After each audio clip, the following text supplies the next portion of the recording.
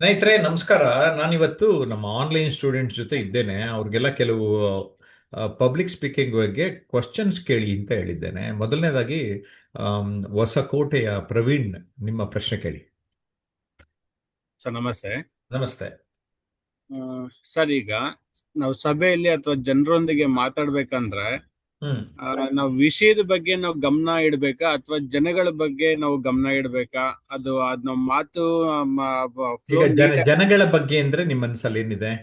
ಅದೇ ಜನಗಳು ಕೂತಿರ್ತಾರಲ್ಲ ಅವ್ರನ್ನ ನೋಡ್ತಾ ಇರೋದು, ಹ್ಮ್. ಅಥವಾ ಅದ್ರ ಮೇಲೆ ಗಮನ ಇರ್ಬೇಕಾ ಅಥವಾ ನಾವು ವಿಷಯದ ಮೇಲೆ ಗಮನ ಇಡ್ಬೇಕಾ? ಮೊದಲನೇದು ವಿಷಯದ ಮೇಲೆ ಹೆಚ್ಚಿನ ಗಮನ, ಜನಗಳ ಮೇಲೂ ಗಮನ, ಆದರೆ ಸ್ವಲ್ಪ ಕಡಿಮೆ ಗಮನ. ಆದರೆ ಹ್ಮ್. ನಾನೇನ್ ಮಾತಾಡ್ತಾ ಇದ್ದೇನೆ ಆ ವಿಷಯದ ಮೇಲೆ ನಮ್ಮ ಫೋಕಸ್ ಜಾಸ್ತಿ ಇರಬೇಕು. ಇದು ಜನಗಳ ಮೇಲೆ ಏನು ಗಮನ ಅಂದ್ರೆ ನೀವು ಆವಾಗ ಆವಾಗ ಅವ್ರ ಕಡೆ ಐ ಕಾಂಟ್ಯಾಕ್ಟ್ ಅಂತ ಹೇಳ್ತೇವೆ, ಕರೆಕ್ಟಾ? ಹೌದು. ಆ ಕಣ್ಣಿನ ನೋಟ ಮತ್ತು ಅವರಿಗೆ ಕಾಣುವ ಹಾಗೆ ನಿಂತ್ಕೊಳ್ಳುವ ರೀತಿ, ಅದಕ್ಕೆ ಭಂಗಿ ಅಂತೀವಿ. ಆ, ನಿಲುವು ಅಥವಾ ಭಂಗಿ ಅಂತೀವಿ ಬಾಡಿ ಲ್ಯಾಂಗ್ವೇಜ್ ಅಲ್ಲಿ. ಇನ್ನೊಂದು ಗೆಸ್ಚರ್ಸ್ ಅಂತ ಕರಿತೇವೆ, ಹಾವಭಾವ. ನಮ್ಮ ಕೈ ಮೂವ್ ಆಗುತ್ತೆ, ಕತ್ ಮೂವ್ ಆಗುತ್ತೆ, ಇಡೀ ಬಾಡಿ ಮೂವ್ ಆಗುತ್ತೆ, ನಮ್ಮನ್ನು ನೋಡೋ ರೀತಿ ನೀತಿ. ಅದು ಜನರನ್ನ ಸೆಳೆಯೋದಕ್ಕೆ ಇವೆರಡೂ ಮುಖ್ಯನೇನೆ. ಆದರೆ ನೀವು ಭಾಷಣಕಾರ ಅಂದಾಗ ಅದರಲ್ಲಿ ಒಂದು ವಿಷಯ, ಸತ್ವ ಇರಬೇಕು. ಹಾಗಾಗಿ ಅದರ ಮೇಲೆ ಹೆಚ್ಚಿನ ಗಮನ ಆರಂಭಿಕ ದಿನಗಳಲ್ಲಿ ಇರಬೇಕು. ಈ ಎಲ್ಲ ಅಂಶಗಳನ್ನ ನಾವು ಗಮನ ಅಂದ್ರೆ content, language, body language, voice, ಇವು ನಾಲ್ಕು ವೆರಿ ವೆರಿ ಇಂಪಾರ್ಟೆಂಟ್. ಅದನ್ನ ಗಮನದಲ್ಲಿ ಇಟ್ಕೊಂಡ್ಬಿಡಿ. ಓಕೆ. Yes sir. ಮತ್ತೆ ನಾವು ಒಂದ್ ವಿಷಯದ ಬಗ್ಗೆ ಮಾತನಾಡುವಾಗ ಸರ್, ಹ್ಮ್. ಅದು ನಾವು ಒಂದ್ ವಿಷಯ ಮಾತಾಡ್ತಾ ಇರ್ತೀರ, ಅದ್ ಮಾತಾಡ್ತಾ ಮಾತಾಡ್ತಾ ಬೇರೆ ಯಾವ್ದೋ ಟಾಪಿಕ್ ಹೋಗುತ್ತೆ, ಯಾವ್ದೋ ಮಾತಿಗೆ ಹೋಗ್ಬಿಡುತ್ತೆ. ಹೌದು, ಮತ್ತೆ ಅದಕ್ಕೆ ನಾವು ನಾನು ಇಷ್ಟೇ ಎಕ್ಸಾಂಪಲ್ ಕೊಡ್ತೀನಿ. ಟೂ ವೀಲರು ಬೆಂಗಳೂರಿನಲ್ಲಂತೂ ಹೆಂಗೆಂಗೋ ಅಡ್ಡಾದಿಡ್ಡಿ ಹೋಗ್ತಾರೆ, ಆಟೋದರ ಅಡ್ಡಾದಿಡ್ಡಿ ಹೋಗ್ತಾರೆ. ಹಂಗೆ ನಮ್ಮ ಭಾಷಣ ಇರಂಗಿಲ್ಲ. ಅದಕ್ಕೆ ರೈಲ್ವೆ ಟ್ರ್ಯಾಕ್ ನೆನಪು ಮಾಡ್ತೀನಿ. ಟ್ರೈನ್ ಏನೇ ಇದ್ರೂ ಟ್ರ್ಯಾಕ್ ಮೇಲೆ ಹೋಗುತ್ತೆ. ಟ್ರ್ಯಾಕ್, ರೈಲ್ವೆ ಟ್ರ್ಯಾಕ್ ನಲ್ಲೇ ನಾವು ಹೋಗ್ಬೇಕು. ಓಕೆ. ಸೊ ವೆಹಿಕಲ್, ಟ್ರೈನ್ನ ಅದಕ್ಕೆ ಎಕ್ಸಾಂಪಲ್ ನಾನು ಸಾಮಾನ್ಯವಾಗಿ ಹೋಲಿಸ್ತಾ ಇರ್ತಾನೆ. ಆಮ್, ಅಡ್ಡಾದಿಡ್ಡಿ ಹೋಗೋದು ಬೇಡ, ರೈಲ್ವೆ ಟ್ರ್ಯಾಕ್ ಅಲ್ಲೇ ಇರಬೇಕು. ಏನೋ ಕೆಲವು ಸರಿ ವಿಷಯಕ್ಕೆ ಪೂರಕವಾಗಿ ಉಪಕಥೆಗಳನ್ನ, ಅಡಿಷನಲ್ ಇನ್ಫಾರ್ಮೇಶನ್ ಹೇಳ್ತೀವಿ, ಹೇಳಿಬಿಟ್ಟು ಮತ್ತೆ ಟ್ರ್ಯಾಕಿಗೆ ಬರಬೇಕು. ಓಕೆ. ಟ್ರ್ಯಾಕ್ ಅಲ್ಲಿ ಇದ್ದವ್ರಿಗೆ ಜಾಸ್ತಿ ಗೌರವ. ಟ್ರ್ಯಾಕ್ ಅಲ್ಲಿ ಇಲ್ಲದೆ ಅಡ್ಡಾದಿಡ್ಡಿ ಹೋದವರು ಎಲ್ಲೆಲ್ಲ ಆಕ್ಸಿಡೆಂಟ್ ಆಗ್ಬಿಡ್ತದೆ, ಗುದ್ಕೊಂಡು ಹೋಗ್ಬಿಡ್ತಾರೆ ಅವ್ರ ಇವ್ರಿಗೆ. ಹಂಗೆ ಸಭಿಕರಿಗೂ ಡ್ಯಾಮೇಜ್ ಆಗೋಗುತ್ತೆ, ಅವರೆಲ್ಲ ಕೇಳ್ಕೊಳ್ಳಲ್ಲ, ಅವ್ರ ಇವ್ರ ಅಕ್ಕಪಕ್ಕ ಮಾತಾಡ್ಕೊಂಡು ಕುತ್ಕೊಂಡ್ಬಿಡ್ತಾರೆ. ಓಕೆನಾ? ಎಸ್, ಮುಂದಿನ ಪ್ರಶ್ನೆ. ಬಂತು ಸರ್, ಈ ಪ್ರಶ್ನೆಗೂ ನನಗೆ ಉತ್ತರ ಬಂದ್ಬಿಟ್ಟಿದೆ ಸರ್. ಹೌದಾ? ಓಕೆ. ನೆಕ್ಸ್ಟ್ ನಾನು ನೇತ್ರಾವತಿ ಅವ್ರನ್ನ ಕೇಳ್ತಾನೆ.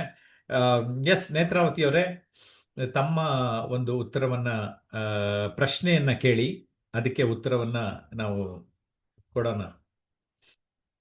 ಸರ್, ಈಗ ಒಂದ್ ಯಾವುದೇ ವಿಷಯವನ್ನು ನಾವು ಮಾತಾಡ್ತಾ ಇರ್ತೀವಿ. ವಿಷಯ ಹ್ಮ್. ಮತ್ತು ಸಭೆ ಸಭಿಕರು ಇವೆಲ್ಲಾ ಮೂರು ಹೆಂಗ್ ಒಳಗೊಂಡಿರ್ತದೆ ಸರ್? ಯಾವ ತರ ಪ್ರೇರಣೆ ಆಗ್ಬೇಕು? ಈಗ ಆ, ಒಂದು ಫಾರ್ಮುಲಾ ಇದೆ, ಸಭೆ, ಸಭಿಕರು, ಸಭಾಂಗಣ ಅಂತ. ಈ ಮೂರು ಅಂಶಗಳ ಕಡೆಗೆ ಗಮನ ಕೊಡಿ ಅಂತ ಹೇಳ್ತಾ ಇರ್ತಾನೆ. ಸಭೆ ಅಂದ್ರೆ ಯಾವ ತರನಾದ ಸಭೆ?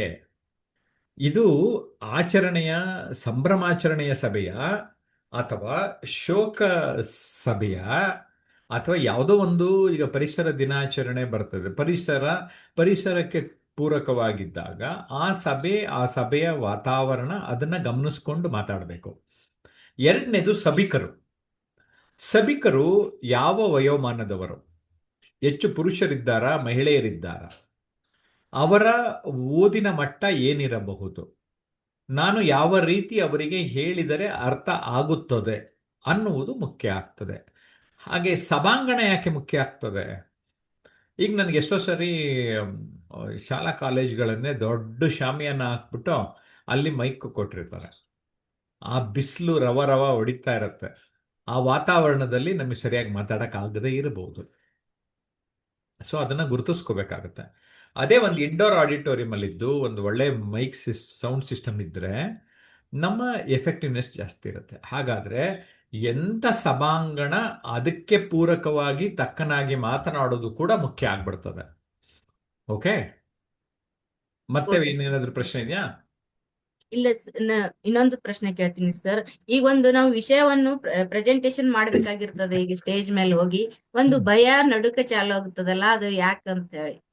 ಯಾಕೆ ಅಂದ್ರೆ ನೀವು ಬೇರೆ ವಾತಾವರಣಕ್ಕೆ ಬಂದಿದ್ದೀರಿ ಅಂತ ನೆನಪು ಮಾಡಕ್ಕಷ್ಟೇ. ಒಂದು ನಾವು ಯಾವುದೇ ಒಂದು ಬೇರೆ ವಾತಾವರಣಕ್ಕೆ ಹೋಗ್ತೀವಿ, ಈಗ ಇದಕ್ಕಿದ್ದಂಗೆ ನಿಮ್ಮನ್ನು ಕರ್ಕೊಂಡು ಹೋಗ್ಬಿಟ್ಟು ಫಸ್ಟೇ ನೀವು ಬೆಂಗಳೂರಿಗೆ ಬಂದಾಗ ನಿಮ್ಮ ವಾತಾವರಣ ಹೆಂಗಿತ್ತು ಅಂತ ಗೊತ್ತು ನನಗೆ. ಯಾವುದು ಬೆಂಗಳೂರೇ ನೋಡಿಲ್ಲ ಹೆಂಗಿದೆ ಅಂದರೆ ಇದೇ ಫಾರಿನ್ ಕಂಟ್ರಿ ಥರ ನಿಮಗೆ ಭಯ ಇತ್ತು. ನಾವೊಂದು ನಮ್ಮ ಇಲ್ಲ ರೀ ಫೆಲೋ ಪಾರ್ಟಿಸಿಪೆಂಟ್ಸ್ ಬರ್ತಾರೆ ಅಂದಮೇಲೆ ನಿಮಗೆ ಧೈರ್ಯ ಬಂತು. ನಾವು ಅವ್ರಿಗೆ ಹೇಳ್ಬಿಟ್ಟು ನಿಮ್ಮನ್ನ ಕ್ಯಾಂಪ್ವರೆಗೂ ಕರ್ಕೊಂಬರಕ್ಕೆ ಹೇಳಿದ್ವಿ. ಸೊ ನಾವು ಯಾವುದೇ ಒಂದು ಹೊಸ ವಾತಾವರಣದಲ್ಲಿ ಆಗುವುದು ಸಹಜ. ಅಂದ್ರೆ ನಿಮ್ಮ ಆರೋಗ್ಯ ಸರಿ ಇದೆ ಅಂತ ಅಷ್ಟೇ ಅರ್ಥ. ಎಸ್. ಥ್ಯಾಂಕ್ ಯು ಸರ್, ತುಂಬಾ ಚೆನ್ನಾಗಿ. ನಮಸ್ಕಾರಗಳು ಸರ್. ಎಸ್ ವಿಕಾಸ್, ತಮ್ಮ ಪ್ರಶ್ನೆ ಕೇಳಿ. ಸರ್, ನೀವು ನಮ್ಮ ಸ್ನೇಹಿತರು ಪ್ರಶ್ನೆ ಕೇಳ್ತಾ ಇದ್ರು. ಅವ್ರು ನಮಸ್ಕಾರಗಳು ಸರ್. ಕೇಳ್ತಾ ಇದ್ರು ಖಂಡಿತ ಸರಿ. ನಮ್ಮ ಸ್ನೇಹಿತರು ನನಗೆ ಪ್ರಶ್ನೆ ನನಗೆ ಕೇಳ್ತಾ ವಿಕಾಸ್ ಪ್ರಶ್ನೆ ಏನು ಅಂತ ಬೇಕಷ್ಟೇ. ಸರ್, ವೇದಿಕೆಯಲ್ಲಿ ಮಾತಾಡ್ತಾ ಇರ್ತೀವಿ. ಒಂದು ಒಂದು ಹಂತದಲ್ಲಿ ಒಂದು ಸ್ವಲ್ಪ ಮಾತುಗಳು ಕಡಿಮೆ ಆಗ್ಬಿಡ್ತದೆ. ಮಾತನ್ನ ಅಲ್ಲಿಂದ ಮುಂದುವರಿಸೋದು ಹೇಗೆ ಸರ್? ನೀವು ಎಷ್ಟು ಮಾತು ಕಡಿಮೆ ಮಾಡಿದ್ರು ಅಷ್ಟು ಒಳ್ಳೇದು. ಅದು ಫಸ್ಟ್ ಅರ್ಥ ಮಾಡ್ಕೊಂಬಿಡಿ. ಜಾಸ್ತಿ ಮಾತಾಡಿದ್ರೆ ಭಾಷಣ ಅಂತ ಇಲ್ಲ. ನೀವು 1 ಒಂದು ನಿಮಿಷ ಸರ್ ಮಾತಾಡಿ, 2 ನಿಮಿಷ ಮಾತಾಡಿ, 3 ನಿಮಿಷ ಮಾತಾಡಿ, ಅದನ್ನ ಚೆನ್ನಾಗಿ ಮಾತಾಡಿ, ಚೊಕ್ಕದಾಗಿ ಮಾತಾಡಿ. ಆದ್ರೆ ನಿಮ್ಮ ಒಳ ಮನಸ್ಸಿನಲ್ಲಿ ಏನಿದೆ ಅಂತನೂ ಅರ್ಥ ಆಯ್ತು ನನಗೆ. ಸರ್, ಜಾಸ್ತಿ ಮಾತಾಡಬೇಕು ಅಂತ ಹೋಗಿರ್ತೀವಿ, ಒಂದು ಸ್ವಲ್ಪ ಮಾತಾಡ್ತೀವಿ, ಮಾತಾಡಿದ ತಕ್ಷಣ ಈ ಹೊಸದು ಬೇರೆ ವಿಷಯ ಬರಲ್ಲ ಅಂತ. ಹೊಸದು ವಿಷಯ ಬರಲಿಲ್ಲ ಅಂದಾಗ ಕ್ಲೋಸ್ ಮಾಡಿ ಬನ್ನಿ ಅಂತ ಫಸ್ಟ್ ಸಜೆಷನ್ ಕೊಡ್ತಾ ಇದ್ದೀನಿ. ಎರಡನೇದು ಹಾಗಾದ್ರೆ ಏನು ಮಾಡಬೇಕು ಸರ್ ಅಂದರೆ ಚೆನ್ನಾಗಿ ಪ್ರಿಪೇರ್ ಆಗಬೇಕು. ಈಗ ನಾನು 1 ದಿನ ಟ್ರೈನಿಂಗ್ ಮಾಡಬೇಕು ಅಂತ ಅಂದರೆ 2 ದಿನಕ್ಕೆ ಆಗೋವಷ್ಟು ಟ್ರೈನಿಂಗಿಗೆ ಮೆಟೀರಿಯಲ್ಲು ಕಂಟೆಂಟು ಪ್ರಿಪೇರ್ ಆಗಿರ್ತೀನಿ. ಯಾವಾಗ ಹೆಚ್ಚು ಪ್ರಿಪೇರ್ ಆಗಿರ್ತೀನೋ ನನ್ನಲ್ಲಿ ವಿಷಯ ಜಾಸ್ತಿ ಇರುತ್ತೆ. ಅದರೊಳಗಡೆ ಇಂಪಾರ್ಟೆಂಟ್ ಯಾವುದು ಅನ್ನೋದನ್ನ ಆದ್ಯತೆ ಮತ್ತು ಪ್ರಯಾರಿಟಿ ಮಾಡ್ಕೊಂಡಿರ್ಬೇಕು. ಯಾವುದು ತುಂಬ ಮುಖ್ಯ, ಯಾವುದು ವೆರಿ ಇಂಪಾರ್ಟೆಂಟ್ ಅನ್ನೋದನ್ನ ನೀವು ಯಾವಾಗ ಅರ್ಥ ಮಾಡ್ಕೊಂಡಿರ್ತೀರಿ ಆಗ ನಿಮ್ಗೆ ಅದು ಸುಲಭ ಆಗ್ತದೆ. ಇನ್ನೇನಾದ್ರು ಪ್ರಶ್ನೆ ಇದೆಯಾ? ಖಂಡಿತವಾಗಿ ಸರ್. ಈಗ ಸಾಹಿತಿಗಳು, ಸಾಧಕರು, ಗಣ್ಯ ವ್ಯಕ್ತಿಗಳು, ರಾಜಕೀಯ ವ್ಯಕ್ತಿಗಳು, ರಾಜಕೀಯ ಕ್ಷೇತ್ರದಲ್ಲಿ ಅವ್ರು ಹೋಗಿ ಸರಳವಾಗಿ ಪಾರ್ಲಿಮೆಂಟ್ ಇರ್ಬೋದು, ಮತ್ತೆ ನಮ್ಮ ವಿಧಾನಸಭೆಯಲ್ಲಿ ಇರ್ಬೋದು, ಎಲ್ಲ ತುಂಬಾ ಚೆನ್ನಾಗಿ 10 ನಿಂದ 20 ನಿಮಿಷ, 1 ಗಂಟೆ, 2 ಗಂಟೆ ಮಾತಾಡ್ತಾರೆ. ಅವ್ರ ಆ ರೀತಿಯಾಗಿ ಮಾತಾಡಕ್ಕೆ ಅವರು ಅದ್ರ ಹಿಂದೆ 5 ವರ್ಷ, 10 ವರ್ಷ, 15 ವರ್ಷ, 20 ವರ್ಷದ ಅನುಭವ ಇರ್ತದೆ. ಓಕೆ, ಒಂದು ಅಷ್ಟೇ ಅಲ್ಲ, ಅವ್ರ ಸಮಯದಲ್ಲಿ ಮಾತಾಡೋದನ್ನು ಒಂದು ಕೆಲಸ ಅಂತ ಮಾಡ್ಕೊಂಡು ಅದ್ರ ಮೇಲೆ ವರ್ಕ್ ಮಾಡಿಕೊಂಡು ಏನು ಮಾತಾಡಬೇಕು, ಎಷ್ಟು ಮಾತಾಡಬೇಕು, ಹೇಗೆ ಮಾತಾಡಬೇಕು, ಇಲ್ಲ ತರಬೇತಿ ಪಡಿತಾರೆ ಅಥವಾ ಅವರೇ ಹೋಮ್ವರ್ಕು ಸ್ಟಡಿ ಮಾಡಿ ಒಂದು ಪ್ರಯತ್ನಶೀಲರಾಗಿರ್ತಾರೆ ಅನ್ನೋದನ್ನ ನಿಮಗೆ ಗುಟ್ಟಿ ಹೇಳಕ್ ಇಷ್ಟಪಡ್ತೀನಿ. ಖಂಡಿತ ಧನ್ಯವಾದಗಳು ಸರ್. ಎಸ್ ಸುದರ್ಶನ್, ತಮ್ಮ ಪ್ರಶ್ನೆ ಕೇಳಿ. ಸ್ಟೇಜ್ ಮೇಲೆ ಮಾತಾಡುವಾಗ ಆಡಿಯನ್ಸ್ಗೆ ಆ ವಿಷಯ ತಲುಪಿದೆ ಅಂತ ಹೇಳ್ಬಿಟ್ಟು ನಾವ್ ಹೇಗ್ ತಿಳ್ಕೊಳ್ಬಹುದು? ವೆರಿ ಸುಲಭ. ಮಾತಾಡಿರೋ ಅವರು ನಿಮ್ದೇನು ಕೇಳಲಿಲ್ಲ ಅಂದ್ರೆ ಹಿಂಗ್ ಕೂತ್ಕೋತಾರೆ. ನಿಮ್ಗೆ ಇಷ್ಟ ಆಯ್ತಾರೆ ಹಿಂಗ್ ಕೂತ್ಕೋತಾರೆ, ನೋಡ್ತಾ ಇರ್ತಾರೆ, ಚಪ್ಪಾಳೆ ಹೊಡಿತಾರೆ, ವಾವ್ ಅಂತಾರೆ, ಹಾ ಅಂತ ಮುಂದಕ್ಕೆ ಬರ್ತಾರೆ. ಅವ್ರ ಬಾಡಿ ಲ್ಯಾಂಗ್ವೇಜ್ನ ಅಬ್ಸರ್ವ್ ಮಾಡಿ ನಿಮಗೆ ಗೊತ್ತಾಗ್ತದೆ. ಇಲ್ಲದೆ ಇದ್ರೆ ಆಕ್ಲಿಸ್ಕೊಂಡು ಹಿಂಗೆ ಕೂತ್ಕೊಂಡ್ರೆ ಬೇಗ ಭಾಷಣ ಮುಗಿಸ್ಬಿಟ್ಟು ಹೋಗಿ. Okay, next. Okay sir. Sir, ಇಷ್ಟೇ ನಿಮಿಷದಲ್ಲಿ ಮಾತಾಡೋದಕ್ಕೆ ಟಿಪ್ಸ್ ಕೊಡೋದಾದ್ರೆ ಏನ್ ಕೊಡ್ತೀರಿ? ಇಷ್ಟೇ ನಿಮಿಷ ಅಂದ್ರೆ ಏನಿಲ್ಲ, ಆರ್ಗನೈಸರ್ ಹಾ. ಟೈಮ್ ಕೊಡ್ತಾರೆ ಅವರು. ಸರ್, ನೀವು 10 ನಿಮಿಷ ಮಾತಾಡಿ, ಅರ್ಧ ಗಂಟೆ ಮಾತಾಡಿ. ಯಾರು ವ್ಯವಸ್ಥೆ ಮಾಡಿರ್ತಾರಲ್ಲ ಅವ್ರ ಸಮಯ ಕೊಡ್ತಾರೆ, ಅದನ್ನ ಫಾಲೋ ಮಾಡಬೇಕು. ಇಲ್ಲ ನೀವೇ ವ್ಯವಸ್ಥೆ ಮಾಡ್ಕೊಂಡ್ಬಿಡ್ಬೇಕು. ನನ್ನ ಕಾರ್ಯಕ್ರಮ ನನ್ಗೆ ಎಷ್ಟೊತ್ತು ಸರ್, ಬೇಕು ಅಂತ ಹೇಳ್ಕೊಂಡು ಮಾಡ್ಕೋಬೇಕು. ಅವ್ರು ಓಕೆ ಸರ್. ಕೊಡೋದು. ಬಟ್ ಅವ್ರು ಕೊಡೋದು ಹ್ಮ್. ಅಲ್ಲ ಸರ್, ಅದನ್ನ ನಾವು ಟೈಮ್ ಒಳಗಡೆ ಮುಗಿಸ್ಬೇಕು ಅಂದ್ರೆ ಅದಕ್ಕೆ ಅದಕ್ಕೊಂದು ಅಂದಾಜು ಇಷ್ಟಿಷ್ಟು ಮಾತಾಡ್ಬೋದು ಅಂತ ಸಮಯದ ಜೊತೆಗೆ ನಾವು ಒಂದು ಕ್ಲಾರಿಟಿ ಇರಬೇಕು. ಅಪ್ರಾಕ್ಸಿಮೇಟ್ ಒಂದು ಫ್ಯೂ ಸೆಕೆಂಡ್ಸ್ ಆ ಕಡೆ ಈ ಕಡೆ ಇರಬೇಕು. ಇಲ್ಲ ವಾಚ್ ಇರುತ್ತೆ ನೋಡ್ಕೊಳ್ಳಿ, ಅಥವಾ ಆಡಿಟೋರಿಯಮಲ್ಲೇ ಒಂದು ಕ್ಲಾಕ್ ಇದ್ರೆ ಗಮನ ಇಟ್ಕೊಳ್ಳಿ, ಓ ಇಲ್ಲಿ ಶುರು ಮಾಡ್ತಾ ಇದ್ದೀನಿ, ಇಲ್ಲೆಲ್ಲಿ ಕ್ಲೋಸ್ ಮಾಡ್ಬೋದು ಅಂತ. ಸೊ ಅದಕ್ಕೆ ಸಮಯ ನಿರ್ವಹಣೆ, ನನ್ನ ಅನುಕ್ಷಣ ಅನುಭವಿಸಿ, ಸೆಲೆಬ್ರೇಟ್ ಎವರಿ ಮೂಮೆಂಟ್ ಪುಸ್ತಕ ಓದಿ ಈ ಟೈಮ್ ಹೆಂಗೆ ಮ್ಯಾನೇಜ್ ಮಾಡಬೇಕು ಅಂತ ಒಂದು ಸ್ವಲ್ಪ ಗೈಡೆನ್ಸ್ ಸಿಗುತ್ತೆ. ಯಾಕೆಂದರೆ ನಮಗೆ ಆ ಟೈಮ್ 60 ಸೆಕೆಂಡ್ ಇದೆ ಅನ್ನೋದು ಗೊತ್ತಿರಬೇಕು 1 ನಿಮಿಷಕ್ಕೆ. ಆ 1 ನಿಮಿಷ 60 ಸೆಕೆಂಡು. ಅದಕ್ಕೆ ನಾವು ನಮ್ಮ ಆನ್ಲೈನ್ ಕ್ಲಾಸಲ್ಲಿ 1 ನಿಮಿಷ ಮಾತಾಡಿ ಅಂತ ನಾನು ಅವಾಗವಾಗ ಹೇಳೋದೇನಕ್ಕೆ ಅಂದರೆ ಆ 1 ನಿಮಿಷದಲ್ಲಿ ಉತ್ತಮ ಆರಂಭ, ಉತ್ತಮ ಅಂತ್ಯ, ಮಧ್ಯದೊಳಗೆ ವಿಷಯ 10 ಸೆಕೆಂಡ್ ಇಂಟ್ರಡಕ್ಷನು, 10 ಸೆಕೆಂಡು ಕನ್ಕ್ಲೂಷನ್ನು, ಇನ್ನು ಉಳಿದ 40 ಸೆಕೆಂಡು ನಿಮ್ಮ ವಿಷಯ ಪ್ರಸ್ತುತಪಡಿಸಿ ಅಂತ ಹೇಳೋದು. ಅದನ್ನ ಆ ಥರ ಪ್ಲಾನ್ ಮಾಡ್ಕೋಬೇಕು. ಓಪನಿಂಗ್, ಕ್ಲೋಸಿಂಗ್, ಮಧ್ಯದಲ್ಲಿ content. Okay okay sir. Okay thank you. ನನ್ನ ಮೊದಲನೇ ಪ್ರಶ್ನೆ ಸರ್, ಹಾ ಹೇಳಿ. Emotional balance how important in speaking sir? ತುಂಬಾ ತುಂಬಾ ಮುಖ್ಯ. ಭಾವನಾ ಯಾಕೆಂದ್ರೆ ತುಂಬಾ ಭಾವನಾತ್ಮಕವಾಗಿದ್ರೆ ಯಾರನ್ನೋ ನೆನೆಸ್ಕೊಂಡಾಗ ನನಗೆ ನನ್ನ ಗುರುಗಳ ಬಗ್ಗೆ ಒಂದು ಶ್ರದ್ಧಾಂಜಲಿ ಸಭೆಯಲ್ಲಿ ಮಾತಾಡ್ಬೇಕಾದ್ರೆ ಮಾತು ಬರಲೇ ಇಲ್ಲ ಬಾಯಿನಲ್ಲಿ. ಯಾಕೆಂದ್ರೆ ತುಂಬಾ ಎಮೋಷ್ನಲಿ ಇನ್ವಾಲ್ವ್ ಆಗಿದ್ದಾಗ. ಆದರೆ ಎಮೋಷ್ನಲಿ ಇನ್ವಾಲ್ವ್ ಆಗಿದ್ದಾಗ ನಾವು ಕಡಿಮೆ ಎಷ್ಟು ಮಾತಾಡ್ತೀವಿ. ಈವನ್ ನಾವು ಸ್ವಲ್ಪ ಹೇಳಿಬಿಟ್ಟು ಸೈಲೆಂಟ್ ಆಗಿದ್ರು ಅದನ್ನೂ ಜನ ಪಾಸಿಟಿವ್ ಆಗಿ ತಗೋತಾರೆ. ಓಕೆ. ಆದರೆ ನಾನು ಯಾವಾಗಲೂ ಹೇಳ್ತಾ ಇರ್ತೀನಿ, 4Cs ಫಾರ್ಮುಲಲ್ಲಿ ಒಂದು ಕಂಪೋಸ್ಡ್ ಅಂತ, ಸಮಚಿತ್ತತೆ ಅಂತ. ಅದೆಂಥದ್ದೇ ಸಂದರ್ಭ ಇದ್ರೂ ನಾವು ಒಂಥರ ಎಮೋಷ್ನಲ್ ಕಂಟ್ರೋಲ್ ಆಗಿರೋದು ಒಂದೇ ಸಾರಿಗೆ ಬರಲ್ಲ, ಗ್ರ್ಯಾಜುಲಿ ಬರ್ತದೆ. ಅದನ್ನು ಸ್ವಲ್ಪ ಅಭ್ಯಾಸ ಮಾಡ್ಕೋಬೇಕು, ಪ್ರಯತ್ನ ಪಡಬೇಕು. ಜೊತೆಗೆ ನಮ್ಮ ವ್ಯಕ್ತಿತ್ವದಲ್ಲಿ ಸಣ್ಣ ಪುಟ್ಟ ಮಾರ್ಪಾಡುಗಳು ಮಾಡ್ಕೋಬೇಕು. ಈ ವ್ಯಕ್ತಿತ್ವ ದರ್ಪಣ ಅನ್ನುವ ನನ್ನ ಪುಸ್ತಕವನ್ನು ಓದಿದ್ರೆ, ವ್ಯಕ್ತಿತ್ವ ದರ್ಪಣದಲ್ಲಿ ಈ 6 physical, mental, intellectual, emotional, spiritual ಮತ್ತು ಫೈನಾನ್ಷಿಯಲ್ 6 ಅಂಶಗಳನ್ನು ಪ್ರಸ್ತಾಪ ಮಾಡಿದ್ದೇನೆ. ಅದರೊಳಗೆ ನಿಮಗೆ ಇನ್ನು ಸ್ವಲ್ಪ ಕ್ಲಾರಿಟಿ ಹೆಚ್ಚು ಬರ್ತದೆ. ಆ್ಯಂಡ್ ಎಮೋಷನಲ್ ಇಂಟೆಲಿಜೆನ್ಸ್ ಅಂತ ಕೂಡ ಕರಿತೇವೆ. ಸೊ ಇವತ್ತು ತುಂಬ ಮುಖ್ಯ ಅನ್ನುವ ಅಂಶನ ನನಗೆ ಹೇಳಕ್ಕೆ ಇಷ್ಟಪಡ್ತೇನೆ. ಓಕೆ, ಇನ್ನೇನಾದ್ರು ಪ್ರಶ್ನೆ ಇದೆಯಾ ತಮ್ಮದು? ಎಸ್ ಸರ್, ಇನ್ನೊಂದು ಕ್ವಶನ್ ಇದೆ ಸರ್. ಹೇಳಿ. ಫಿಯರ್ ಇನ್ ಎಕ್ಸ್ಪ್ಲನೇಷನ್. ಇವಾಗ ಭಯ ಇರುತ್ತೆ ಸರ್, ಭಯದಿಂದ ಇನ್ನೊಬ್ರಿಗೆ ಇನ್ಫಾರ್ಮೇಶನ್ ಹಂಚಕ್ ಆಗಲ್ಲ, ಅದ್ರದ್ದು ಗೊತ್ತಿಲ್ಲ. ಏನ್ ಗೊತ್ತಾ, ನಾನೊಬ್ನೇ ಬುದ್ಧಿವಂತ, ಬೇರೆಲ್ಲ ದಾಡ್ರು ಅನ್ಕೊಂಡು ಮಾತಾಡಕ್ ಶುರು ಮಾಡ್ಬೇಕಂತೆ ನನಗೆ ಧೈರ್ಯ ತಗೊಳಕ್ಕೆ. ಅರ್ಥ ಆಯ್ತಾ? Okay sir. ಸುಮ್ಮನೆ ಇವರೆಲ್ಲ ದಾಡ್ರು, ನಾನು ಒಬ್ನೇ ಬುದ್ಧಿವಂತ ಅನ್ಕೊಂಬಿಟ್ರೆ ನಮ್ಗೆ ಸ್ವಲ್ಪ ಧೈರ್ಯ ಬರುತ್ತೆ. ಅಯ್ಯೋ ನನ್ನ ಮುಂದೆ ದೊಡ್ಡ ದೊಡ್ಡವ್ರು ಕೂತಾರೆ, ವಯಸ್ಸಾದ್ರೆ. ಎಷ್ಟೋ ಸರಿ ನನಗೆ ತುಂಬಾ ದೊಡ್ಡ ದೊಡ್ಡ ಗಣ್ಯರು ನಾನು ಭಾಷಣ ಮಾಡ್ಬೇಕಾದ್ರೆ ಕೂತಿದ್ದಾರೆ.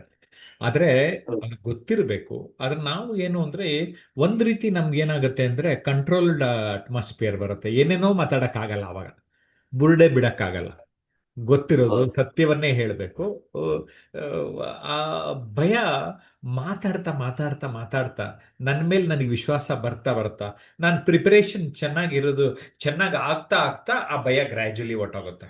ನೀವು ವೇದಿಕೆ ಮೇಲೆ ಬರ್ತಾ ಇರ್ಬೇಕಷ್ಟೇ. ವೇದಿಕೆನ ಪ್ರೀತಿಸೋದು ಅಭ್ಯಾಸ ಮಾಡ್ಕೊಂಡ್ರೆ ಆಟೋಮೆಟಿಕಲಿ ಅದು ಹೊರಟೋಗ್ಬಿಡುತ್ತೆ. ಇಲ್ಲ ನಾನು ವೇದಿಕೆ ಹತ್ತಲೇಬೇಕು, ನಾನೊಬ್ಬ ಸ್ಪೀಕರ್ ಆಗಲೇಬೇಕು ಅಂತ ನೀವು ಹೊರಡ್ರಿ, ಅವೆಲ್ಲ ಸೈಡ್ಗೆ ಹೋಗುತ್ತೆ automatically. Okay. Okay sir. Yes. ಇನ್ನೊಂದಿದ್ಯಾ? ಕೇಳ್ಬಿಡಿ. ಭಾಷೆ ಬಗ್ಗೆ ಯಾಕೆ ಇಟ್ಟಿತ್ತ ಎಷ್ಟು ಮುಖ್ಯ ಸರ್? ಎಷ್ಟು ಮುಖ್ಯ ಅಂದ್ರೆ 100% ಮುಖ್ಯ. ಯಾಕಂದ್ರೆ ಒಂದು ಪದ ಆಡ್ಬೇಕಾದ್ರೂ ಅದು ಯಾವ ಭಾಷೆದು ಆಡ್ತೀವಿ ಅಂತ ಗೊತ್ತಾಗೋಗುತ್ತೆ. ಆ ಭಾಷೆ ಬಗ್ಗೆ ನನಗೆ ಸ್ಪಷ್ಟತೆ ಇರ್ಬೇಕಷ್ಟೆ. ಆ ಭಾಷೆ ಬಗ್ಗೆ ಸ್ಪಷ್ಟತೆ ಬರಬೇಕು ಅಂದ್ರೆ ನೀವು ಸಾಯೋ ಕೊನೆದಿಂದರ್ಗು ತಿಳ್ಕೊಂಡ್ರು ಭಾಷೆ ಬಗ್ಗೆ ಇನ್ನೂ ಉಳಿದಿರುತ್ತೆ. ಮುಂದಿನ ಜನ್ಮ ಅಂತ ಇದ್ರೆ ಮುಂದಿನ ಜನ್ಮಕ್ಕೆ. ಅದಕ್ಕೆ ನನಗೇನು ಗೊತ್ತಿರಬೇಕು, ಭಾಷಣ ಮಾಡೋಕ್ಕೆ ಈಗ ಎಷ್ಟು ಭಾಷೆ ಬೇಕು ಆ ಭಾಷೆನ ಬಳಸ್ತಾ ಅದರ ಪದಗಳನ್ನು ತಿಳ್ಕೊಳ್ತಾ ಹೆಚ್ಚಿನ ಪದಗಳನ್ನು ನನ್ನ ಡಿಕ್ಷನರಿ, ನನ್ನ ಮೆಂಟಲ್ ಟ್ರೆಷರಿಗೆ ಹಾಕೊಳ್ತಾ ಹೋಗ್ತಾ ಇರಿ. ಆವಾಗ ನೀವು ಬೇರೆ ಬೇರೆ ಪದ, ಬೇರೆ ಬೇರೆ ಸಂದರ್ಭ, ಬೇರೆ ಬೇರೆ ಸಮಯ ಸಿಗ್ತಾ ಹೋಗ್ತಾ ಇರತ್ತೆ. ಓಕೆ. ಎಸ್ ಮನೋಹರ್.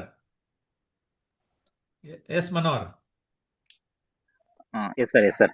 ಅದೇ ಅವರು ಪ್ರವೀಣ್ ಅವ್ರು ಕೇಳಿದ್ರಲ್ಲ, ಅದೇ ವೇನಲ್ಲಿ ನಂದೊಂದು ಕ್ವಶನ್ ಇರೋದು. ಅಂದ್ರೆ ನಾವು ಮಾತಾಡೋದ್ರ ಮೇಲೆ ಗಮನ ಹರಿಸ್ಬೇಕಾ ಅಥವಾ ಕಂಟೆಂಟ್ ಮೇಲೆ ಗಮನ ಹರಿಸ್ಬೇಕು? ಆ ಪಾಯಿಂಟ್ ಜೊತೆಲಿ ನಂದು ಈ ಟೋನ್ ಇದೆಯಲ್ಲ ಸರ್, ಇವನ್ ನನಗೆ ಸಬ್ಜೆಕ್ಟ್ ಗೊತ್ತಿರುತ್ತೆ, ಸಭಿಕರನ್ನ ಉದ್ದೇಶಿಸಿ ಮಾತಾಡೋದು ಗೊತ್ತಿರುತ್ತೆ, ಬಟ್ ನಂದು ಆ ಟೋನ್ ಇದೆಯಲ್ವಾ ಒಂಥರ. ನೀವು ಆಕ್ಚುಲಿ ನನ್ನ ಫಸ್ಟ್ ಒಂದು ವಿಡಿಯೋನ ನೀವು ರೆಕಾರ್ಡ್ ಮಾಡಿ ಕಳಿಸಿದ್ರೆ ಅದು ನಾನು ಕೇಳಿದಾಗಲೇ ನನಗೆ ಒಂಥರ ಬೇಜಾರಾಯ್ತು. ಇದೇನಪ್ಪ ನಂದು ವಾಯ್ಸು ಇಷ್ಟು ಕರ್ಕಶವಾಗಿದೆ ಅನ್ನೋ ತರ ಒಂದು ಫೀಲ್ ಆಯ್ತು. ಸೊ ಅದ್ರ ಬಗ್ಗೆ ಹೆಂಗ್ ಗಮನ ಹರಿಸ್ಬೇಕು ಅನ್ನೋದೊಂದು ನಾನು ವೆರಿ ಕ್ಲಿಯರ್ ಆಗಿ ಹೇಳಿದೆ. 4 ಇಂಪಾರ್ಟೆಂಟ್ ಪಾಯಿಂಟ್ ಅಲ್ಲಿ ವಾಯ್ಸು ಕೂಡ ಒಂದು ಇಂಪಾರ್ಟೆಂಟ್ ಪಾಯಿಂಟ್. ವಾಯ್ಸ್, ಧ್ವನಿ, ದನಿ, ನೀ ನುಡಿಯ ಧಣಿ ಅಂತ ಒಂದು ಪುಟ್ಟ ಚುಟ್ಕನೂ ಕೂಡ ನಾನು ಬರೆದೆ. ಕಾರಣ ಏನು ಅಂದರೆ, ಈ ವಾಯ್ಸು ನಮಗೆ ಸಪೋರ್ಟಿವ್ ಇನ್ಸ್ಟ್ರೂಮೆಂಟು. ಈಗ ನಾನೀಗ ಮೈಕ್ ಬಳಸ್ತಾ ಇದ್ದೀನಿ, ನನ್ನ ವಾಯ್ಸ್ ಇನ್ನೊಂದು ಸ್ವಲ್ಪ ಚೆನ್ನಾಗಿ ಆಗೋದಕ್ಕೆ ಟೆಕ್ನಿಕಲಿ ಸಪೋರ್ಟನ್ನು ನಾವು ಪಡ್ಕೊಂಡ ಹಾಗೆ.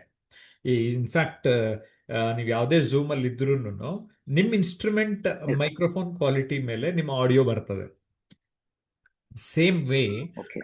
ವೇದಿಕೆಯಲ್ಲಿ ಮಾತಾಡ್ತಾ ಇರಬೇಕಾದಾಗ, ಉದಾಹರಣೆಗೆ ನನ್ನ ಒಂದು ಮಾತುಗಳು ಅದು ಹೇಗೆ ಬರ್ತದೆ, ಯಾವ ರೀತಿ ಬರುತ್ತೆ ಅನ್ನುವಂಥದ್ದು ಆ ಆಡಿಯೋ ಮೇಲೂ ಡಿಪೆಂಡ್ ಆಗುತ್ತೆ, ಮತ್ತೆ ನನ್ನ ಪದಗಳನ್ನ ಯಾವ ತರ ಯಾವ ಸಂದರ್ಭದಲ್ಲಿ ಬಳಸ್ತೀವಿ ಅನ್ನೋದ್ರ ಮೇಲೂ ಡಿಪೆಂಡ್ ಆಗುತ್ತೆ.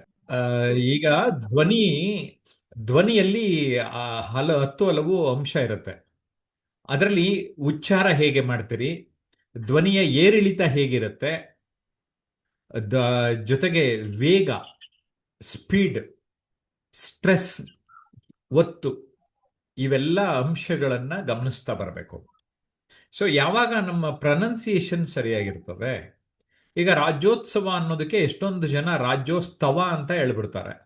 ಸೊ ಆಗ ಜನಕ್ಕೆ ಈತಂಗ ಭಾಷೆ ಸರಿಯಾಗಿ ಗೊತ್ತಿಲ್ಲ. ಯಾರೋ ಎಲ್ ಬೋರ್ಡ್ ಅಂತ, ಕಾರು ಡ್ರೈವಿಂಗ್ ಅಲ್ಲಿ ಹೋಗ್ಬೇಕಾರೆ ರೋಡಲ್ಲಿ ಎಲ್ ಬೋರ್ಡ್ ಅಂದಂಗೆ ನಿಮ್ಮ ಪ್ರೊನೌನ್ಸಿಯೇಷನ್ ತಪ್ಪಿದ್ರೆ ಜನ ಹಾಗೆ ಅಂದ್ಕೊಂಡ್ಬಿಡ್ತಾರೆ. ಅದನ್ನ ನಾವು ಸರಿಯಾಗಿ ಅರ್ಥ ಮಾಡ್ಕೋಬೇಕು. ಅದೇ ರೀತಿ ಏರಿಳಿತ ಅಂದ್ರೆ ಒಂದೇ ತರ ಬಡ ಬಡ ಬಡ ಬಡ ಬಡ ಅಂತ ಹೇಳೋ ಬದಲು, ಸ್ನೇಹಿತರೆ ತುಂಬಾ ಸಂತೋಷ ಹೇಗಿದ್ದೀರಿ ಅನ್ನೋದಕ್ಕೂ, ಸ್ನೇಹಿತರೆ ತುಂಬಾ ಸಂತೋಷ ಹೇಗಿದ್ದೀರಿ, ಪರವಾಗಿಲ್ವಾ, ಚೆನ್ನಾಗಿದ್ದೀರಾ ಅಂತ ಒಂದೇ ತರ ಒಂದೇ ಫ್ಲೋನ ಹೇಳ್ತಾರೆ. ಅಂದ್ರೆ ಇಲ್ಲೇನಾಯ್ತು, ನನಗೆ ಸುದರ್ಶನ್ ನೆನಪಾಯ್ತು, ಓ ಈಗ ಮಾತಾಡ್ತಾರೆ ಅಂತ. ಏನ್ ಮಾಡ್ಬೇಕು, ಇಂಪ್ರೂವ್ ಮಾಡ್ಕೋಬೇಕು, ಅಲ್ಲಿ ಏರಿಳಿತ ಧ್ವನಿ ಅಂದ್ರೆ ಧ್ವನಿಯಲ್ಲಿ ಏರಿಳಿತ ಯಾವ ಸಂದರ್ಭದಲ್ಲಿ ಹೇಗೆ ಅನ್ನೋದನ್ನ ವಾಯ್ಸು ಅಳೆದು ತೂಗಿ ನೋಡುವ, ತಕ್ಕಡಿಯಲ್ಲಿ ತೂಗುವ ರೀತಿಯಲ್ಲಿ ನೀವು ಪದಗಳನ್ನು ತೂಗಿ ಧ್ವನಿಯನ್ನ ಬಳಸುತ್ತಾ ಸಾಗಿದರೆ ಇದು over A period of time practice ಇಂದ ಮಾತ್ರ ಬರ್ತದೆ. ಇಲ್ಲದೆ ಇದ್ರೆ ಅದು ಬರುವುದಿಲ್ಲ. ಯಾಕೆಂದರೆ ಯಾವ ಪದವನ್ನ ಹೇಗೆ ಒಂದು ಟಿಪ್ ಅಂತೂ ಈ ಸಂದರ್ಭದಲ್ಲಿ ಕೊಟ್ಟಿರ್ತಾನೆ. ನ್ಯೂಸ್ ಪತ್ರಿಕೆಯಲ್ಲಿ ಸಂಪಾದಕೀಯ ನ್ಯೂಸ್ ತಗೊಳ್ಳಿ, ಅದನ್ನ ಓದೋದಕ್ಕೆ ಅಭ್ಯಾಸ ಮಾಡ್ಕೊಳ್ಳಿ, ಜೋರಾಗಿ ಓದ್ತಾ ಬನ್ನಿ. ನಾನು ಒಬ್ಬ ಟಿವಿಲಿ ನ್ಯೂಸ್ ರೀಡರ್ ಆಗಿದ್ದರಿಂದ ಅಲ್ಲಿ ನನಗೂ ಟ್ರೈನಿಂಗ್ ಹೇಳಿದ್ರಿಂದ ಸ್ವಲ್ಪ ಗೊತ್ತಾಗಿದೆ.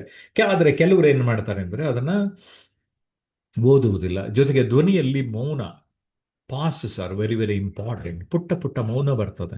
ಈಗ ನಾವು ಬರವಣಿಗೆಯಲ್ಲಿ ಕಾಮ, ಸೆಮಿಕೋಲನ್, ಫುಲ್ ಸ್ಟಾಪ್ ಬಂದ ಹಾಗೆ ನಾನು ಮಾತಾಡಬೇಕಾದ್ರೆ ಎಲ್ಲಿ ಸೆಮಿಕೋಲನ್ ಒಂದು ಪುಟ್ಟ ಮೌನ, ಕೋಲನ್ ಪುಟ್ಟ ಮೌನ, ಫುಲ್ ಸ್ಟಾಪ್ ಸ್ವಲ್ಪ ದೊಡ್ಡ ಮೌನ, ಬೇರೆ ಮೌನಕ್ಕಿಂತ ಸ್ವಲ್ಪ ದೊಡ್ಡ ಮೌನ. This are all very very important. ಈ ತರ ಅರ್ಥ ಮಾಡ್ಕೋತಾ ನಮ್ಗೆ ಅರ್ಥ ಆಗ್ತಾ ಇರುತ್ತೆ. So only practice makes us perfect. Okay, ಇನ್ನೇನಾದ್ರೂ ಇದೆಯಾ? Yes, sir.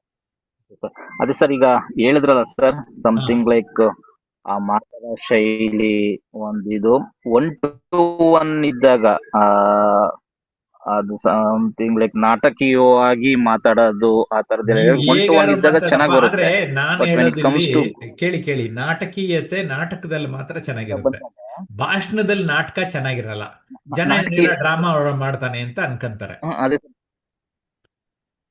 ಓಕೆ, ಸರ್, ಅದು ಇಲ್ಲಿ ನಿಮ್ದು ಆಡಿಯೋ ಮಾಡೋದು ಇಶ್ಯೂ ಒಂಥರ ಇದೆ. ಕೂಲ್ ಆಗಿ ಈಗ ಹೇಳೋದು. ನೋಡಿ, ಈಗ ನಿಮ್ ಮಾತು ಕೇಳಕ್ ಆಗ್ತಾ ಇಲ್ಲ, ಆಡಿಯೋ ಇಶ್ಯೂ ಇದೆ. ಸೊ ಹಾಗಾಗಿ ನಮ್ಮ ಮಾತನ್ನ ಇಲ್ಲಿಗೆ ಸ್ಟಾಪ್ ಮಾಡ್ಬೇಕಾಗ್ತದೆ.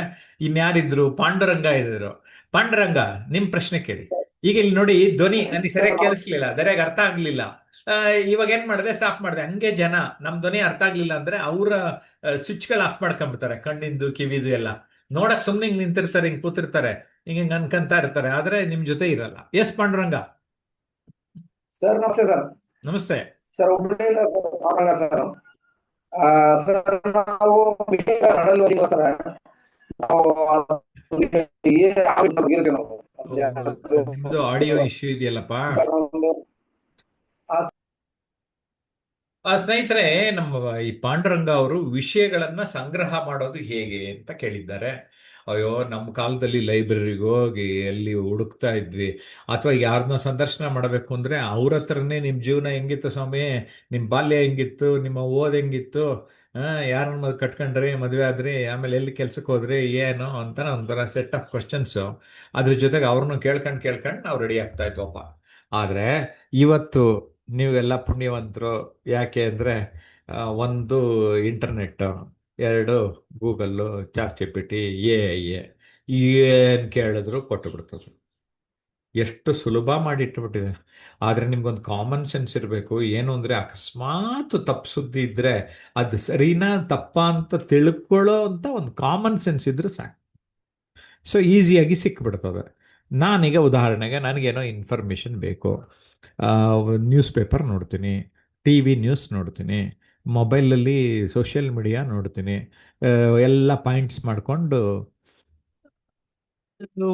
ಒಂದು ರೀತಿ ಸಮಗ್ರವಾಗಿ ನನಗೆ ಹೆಂಗೆ ಬೇಕು ಅಂತ ನಾನು ಔಟ್ಪುಟ್ ಅದನ್ನು ಪ್ರೆಸೆಂಟ್ ಮಾಡ್ತೀನಿ. ಅಂದರೆ ಪಾಯಿಂಟ್ಸ್ ನನಗೇನು ಬೇಕು, ನೀವು ಯಾವಾಗಲೂ ತಿಳ್ಕೊಳ್ಳಿ, ಯಾವಾಗಲೂ whatever comes to your mind, pen and paper habit ಇಟ್ಕೊಂಡು ಬರೀತಾ ಬರೆಯೋದನ್ನ ಅಭ್ಯಾಸ ಮಾಡ್ಕೊಳ್ಳಿ. ಆವಾಗ ಐಡಿಯಾಸ್ ಬಂತು. ಐಡಿಯಾಸ್ ಆದಮೇಲೆ ಇಂಟ್ರಡಕ್ಷನ್ಗೆ ಯಾವ ಪಾಯಿಂಟ್ ಇಂಪಾರ್ಟೆಂಟು, ಕನ್ಕ್ಲೂಷನ್ಗೆ ಯಾವ ಪಾಯಿಂಟ್ ಇಂಪಾರ್ಟೆಂಟು, ಆಮೇಲೆ ಭಾಷಣ ಒಂದು 10 ಪಾಯಿಂಟ್ ಅಂದರೆ ಇಂಪಾರ್ಟೆಂಟ್ ಪಾಯಿಂಟ್ಸ್ನ ಟಾಪ್ 5ಅಲ್ಲಿ ಇಟ್ಕೊಳ್ಳಿ, ಅನ್ಇಂಪಾರ್ಟೆಂಟನ್ನು ಕೊನೆಯಲ್ಲಿ ಇಟ್ಕೊಳ್ಳಿ. ಆವಾಗ ಏನಾಗುತ್ತೆ, ಈ ಪಾಯಿಂಟ್ಸು ಮಿಸ್ ಆಗಲ್ಲ.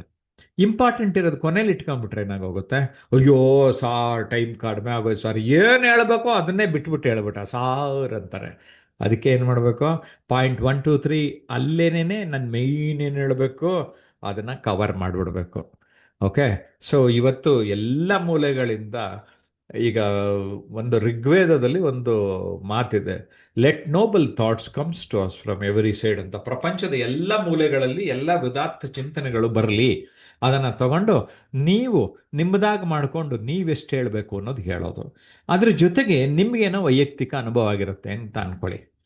ಈಗ ಯಾರೋ ಕೈ ಕೊಟ್ಟರೆ ಹೇಗೆ ನಿಭಾಯಿಸುವುದು ಅಂತ, ನಿಮ್ಗೆ ಯಾರೋ ಕೈ ಕೊಟ್ಟಿರ್ತಾರೆ, ಕೆಲವೊಂದು ಹೇಳೋಕ್ಕಾಗಲ್ಲ ಕೈ ಕೊಟ್ಟಿದ್ದು, ಹುಡುಗಿ ಗಿಡ್ಗಿ ಕೈ ಕೊಟ್ಟಿದ್ರೆ, ಇನ್ಯಾರ್ದೋ ಇದ್ದರೆ ಇನ್ನೇನೋ ಕೈ ಕೊಟ್ಟಿದ್ದು, ಯಾರೋ ದುಡ್ಡು ಇಸ್ಕೊಂಡು ಕೊಡದೇ ಇರೋದು ಹೇಳ್ಬೋದು.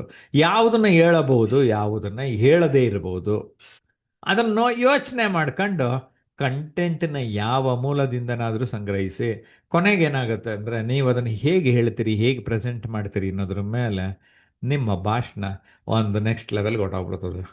ವೀಕ್ಷಕರೇ, ಇಷ್ಟೊತ್ತಿಗೂ ನಮ್ಮ ಆನ್ಲೈನ್ ಸ್ಟೂಡೆಂಟ್ಸು ಇಷ್ಟೊಂದು ಜನ ಮಾತಾಡಿದ್ದನ್ನು ತಾವು ನೋಡಿಬಿಟ್ರಿ. ಅವರೆಲ್ಲ ಪ್ರಶ್ನೆ ಕೇಳಿದ್ರು, ನಾನು ನನ್ನ ಅನುಭವದಲ್ಲಿ ಉತ್ತರ ಕೊಟ್ಟೆ. ಇವಾಗ ಗೊತ್ತಾಯಿತು ನನ್ನ ಅನುಭವ ಎಷ್ಟು ಜಾಸ್ತಿ ಆಗಿದೆ ಅಂತ. 30+ years of experience in training. Speaking ಸ್ಕಿಲ್ಸ್ಗೆ ಬಂದಾಗ ಟೋಟಲ್ 40 ಇಯರ್ಸ್ ಆಫ್ ಎಕ್ಸ್ಪೀರಿಯನ್ಸ್ ಇಟ್ಕೊಂಡು ನನ್ನ ಅನುಭವ ಇಷ್ಟೊಂದು ಮಾತಾಡಿದ್ದೇನೆ. ಜೊತೆಗೆ 17 ಕನ್ನಡ ಪುಸ್ತಕ, 6 ಇಂಗ್ಲೀಷ್ ಪುಸ್ತಕನೂ ಕೂಡ ಬರೆದಿದ್ದೇನೆ. Amazon.in ಅವೆಲ್ಲ ಲಭ್ಯ ಇರುತ್ತೆ.